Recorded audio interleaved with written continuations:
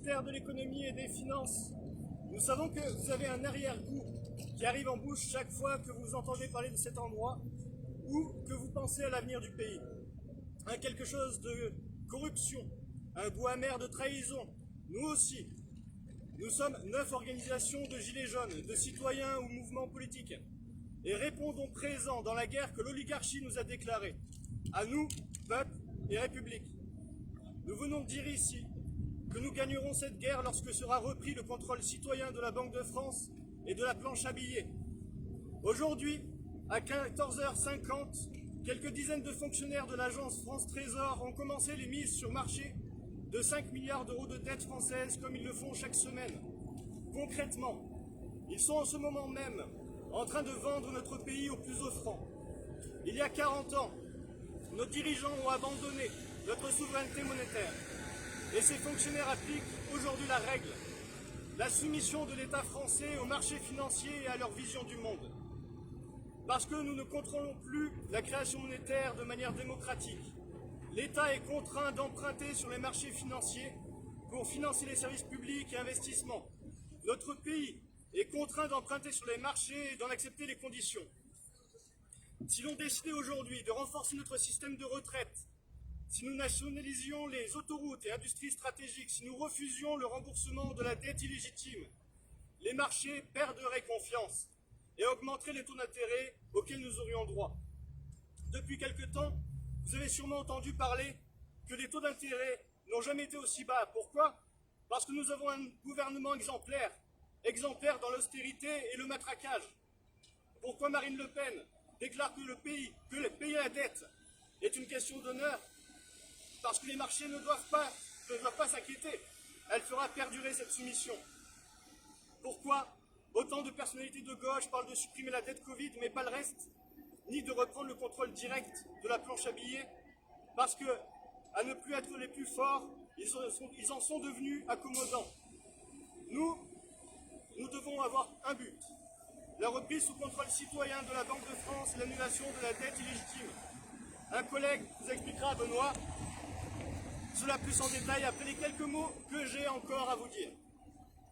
Chaque matin, les médias sollicitent votre attention sur tel ou tel gifle, scandale ou débat plus ou moins clairement secondaire.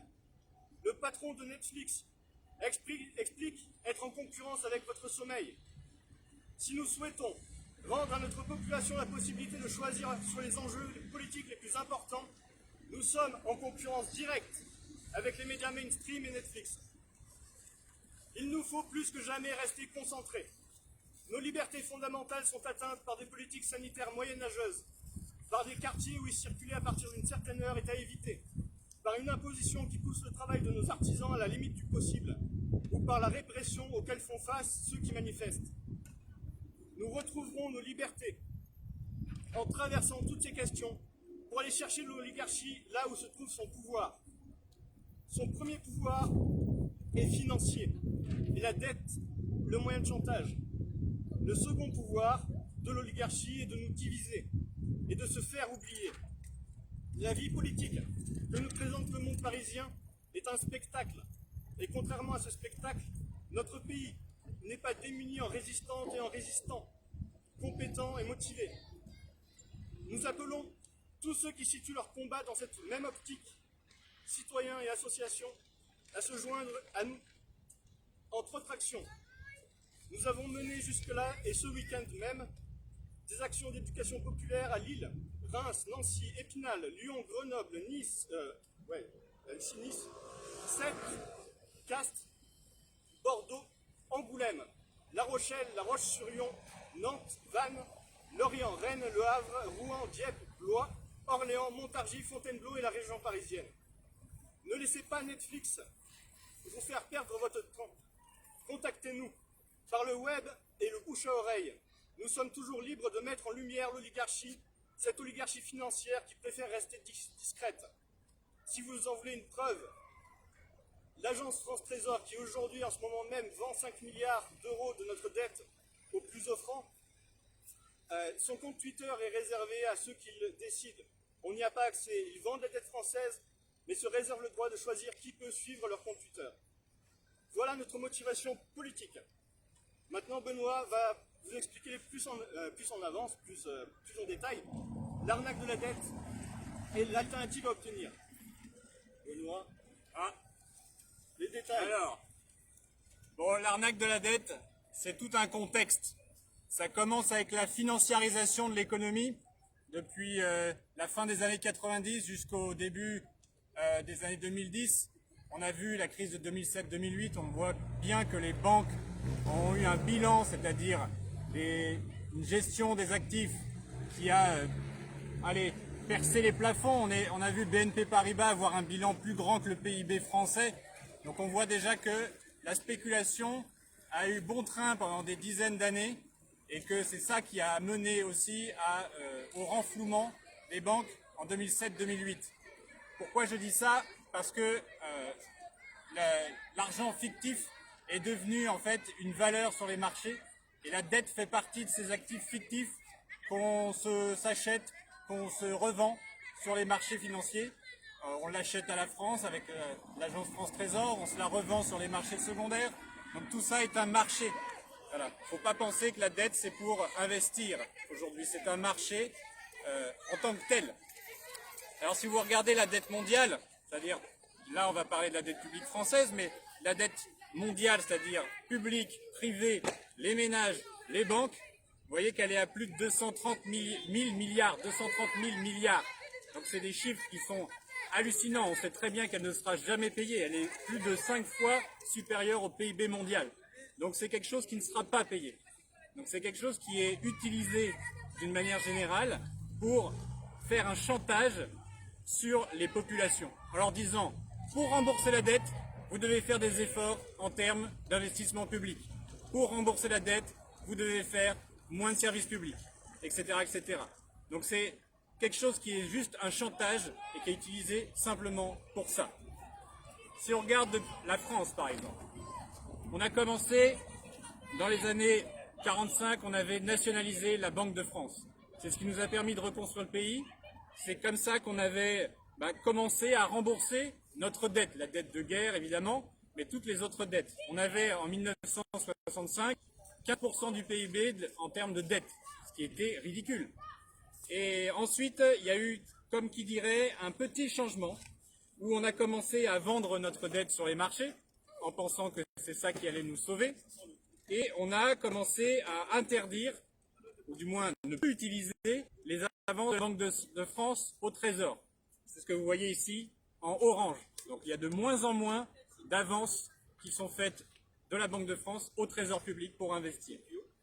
Et c'est là qu'on commence à avoir cette dette-là qui augmente de façon quasi exponentielle, où en fait c'est l'accumulation des intérêts qu'on paye sur la dette qui forme la majeure partie de cette dette. Donc on comprend bien, donc, c'est les intérêts qu'on paye sur la dette qui forment, allez, 3/4 de la dette que l'on doit aujourd'hui sur les marchés financiers. Je ne sais pas si vous vous rendez compte. Alors pourquoi est-ce que c'est un problème? Si vous regardez un peu le budget de la France, les intérêts de la dette, c'est 40 milliards à peu près. Évidemment, aujourd'hui, avec taux négatif, on est moins, on diminue. Mais il y en a quand même pour 30 milliards. Donc c'est quand même par rapport à l'éducation qui a 50 milliards ou la défense qui a 34 milliards, vous voyez bien que c'est quand même des budgets qui sont un peu équivalents. Donc c'est du manque à gagner, beaucoup moins d'investissements qu'on fait chaque année. Et surtout, encore une fois, je le répète, un chantage où on nous dit, puisqu'il faut rembourser la dette, en fait on ne rembourse pas la dette, on rembourse les intérêts de la dette, on ne doit pas investir dans l'éducation, dans les hôpitaux, dans les infrastructures, dans les territoires ruraux, etc., etc. On a évidemment l'évasion fiscale qui est aussi une part intégrante de tout ce système financier qui part, donc on a 80 à 120 milliards par an qui partent dans cette évasion fiscale. Donc si vous regardez déjà la somme de cette chose-là, elle serait équivalente à ce qu'on aurait, nous, en tout cas si on avait encore la Banque de France, qui est un crédit public d'à peu près 100 milliards par an pour investir dans l'avenir. Donc on voit exactement ce que le paiement de la dette nous empêche de faire. Et si on sait pourquoi on n'a pas remboursé notre dette, c'est parce qu'on a désindustrialisé le pays. Là, vous voyez la part de l'industrie dans le PIB qui a diminué donc de à peu près 30% à aujourd'hui 13%. Donc Donc évidemment, si on n'a pas une industrie performante, on ne va pas payer sa dette. Ça, c'est sûr. Et on voit le taux de chômage qui a augmenté de façon concomitante à cette destruction de l'industrie. Si on regarde les territoires ruraux maintenant, on voit la baisse des dotations qui a été faite. Donc on avait 41 milliards en 2011, 27,1 milliards en 2018. Vous voyez quand même que c'est un manque à gagner énorme. Les écoles primaires, 24% de baisse. Gendarmerie, 13% de baisse. Maternité, 48% de baisse. Bureau de poste, 36%. Les gares, 28% de baisse. Donc voilà, c'est quoi le chantage de la dette et l'arnaque de la dette. C'est moins d'investissement pour le futur et une dette irremboursable qui n'est là que pour mettre la pression sur les gens. Alors nous, on a des propositions. La première, c'est justement d'agir sur le cadre financier, parce qu'effectivement, si on a un système spéculatif, on ne va pas arrêter de faire de la dette. Donc il faut séparer les banques de dépôt et les banques d'investissement. Ça, c'est une chose primordiale. Pourquoi? Ça va faire diminuer, on va faire éclater la bulle financière de façon contrôlée. Ça, c'est fondamental. Une fois qu'on a ça, les marchés financiers sont un petit peu plus sous contrôle des États. Et là, on en voit le lourd. Là. On fait une banque nationale sous contrôle citoyen. Et à ce moment-là, on peut prendre le rôle des marchés financiers, qui aujourd'hui se l'arrogent de façon purement arbitraire. Là, on peut prendre le rôle du marché financier et on commence à investir directement dans l'économie, l'infrastructure vitale du pays.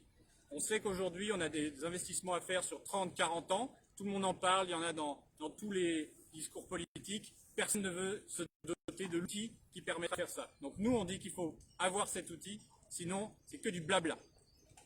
Voilà, j'ai dit à peu près ce que j'avais à dire. Si vous voulez enlever vos masques. Voilà, maintenant, plus qu'à nous rejoindre. Rejoignez-nous, parce que la bataille va être rude.